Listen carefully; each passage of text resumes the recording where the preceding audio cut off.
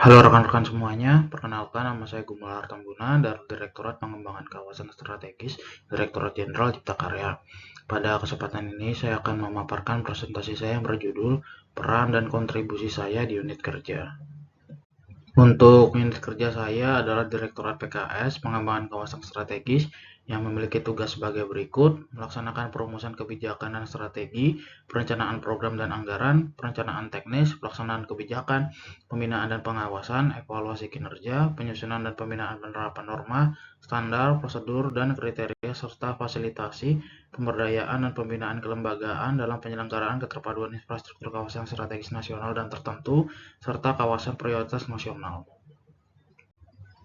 Lalu untuk struktur Direktorat Pengembangan Kawasan Strategis terdiri dari yang pertama adalah Subbak Tata Usaha, lalu selanjutnya Subdirektorat Perencanaan Program Anggaran, selanjutnya Subdirektorat Kelembagaan Kawasan Strategis, lalu selanjutnya Subdirektorat Wilayah 1, Subdirektorat Wilayah 2, dan yang terakhir adalah Subdirektorat Wilayah 3.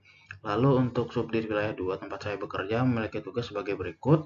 Yang pertama adalah penyiapan bahan kebijakan dan strategi, lalu yang kedua adalah perencanaan keterpaduan infrastruktur kawasan, lalu yang ketiga adalah pelaksanaan kebijakan, yang keempat adalah review rancangan teknis, yang kelima ada pembinaan teknis, yang keenam ada pengawasan dan pengendalian teknis pelaksanaan pembangunan infrastruktur terpadu pada kawasan strategis nasional dan tertentu, serta kawasan prioritas nasional, dan yang ketujuh, fasilitas keterpaduan penanganan infrastruktur kawasan pasca bencana alam dan kerusuhan sosial.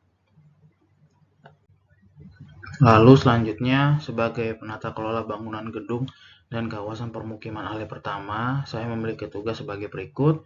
Yang pertama adalah perencanaan bidang bangunan gedung dan kawasan permukiman, lalu pembinaan bidang bangunan gedung dan kawasan permukiman, lalu penyelenggaraan infrastruktur berbasis masyarakat bidang bangunan gedung dan kawasan permukiman, lalu penyelenggaraan bangunan gedung negara, penyelenggaraan bangunan gedung hijau, penataan bangunan dan lingkungan, penyelenggaraan kawasan pemukiman, dan yang terakhir adalah tanggap darurat bidang bangunan gedung dan kawasan permukiman.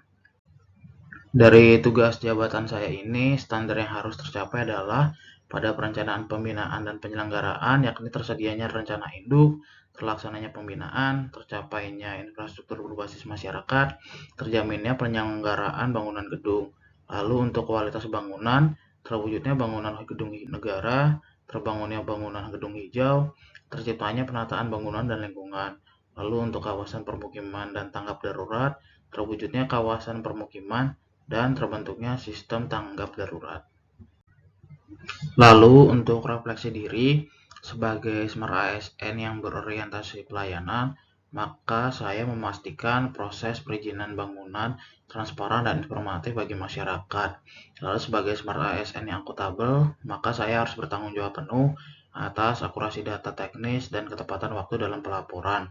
Lalu sebagai ASN yang kolaboratif, maka saya harus berkoordinasi efektif dengan berbagai instansi terkait untuk kelancaran proyek. Lalu untuk sebagai Smart ASN harmonis, saya harus menciptakan suasana kerja yang positif dan saling mendukung. Lalu untuk ASN yang loyal, saya harus mengabdi pada negara dengan menjalankan tugas sesuai aturan dan etika profesi. Lalu untuk kontribusi saya, yakni dalam penyusunan rencana induk, saya berpartisipasi aktif dalam penyusunan dan peninjauan ulang rencana induk pembangunan kawasan permukiman dengan mengintegrasikan data lapangan dan masukan dari masyarakat untuk memastikan rencana yang lebih akurat dan relevan.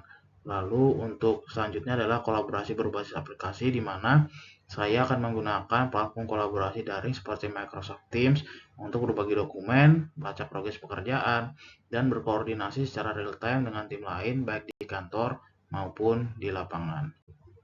Mungkin sekian dari saya. Terima kasih.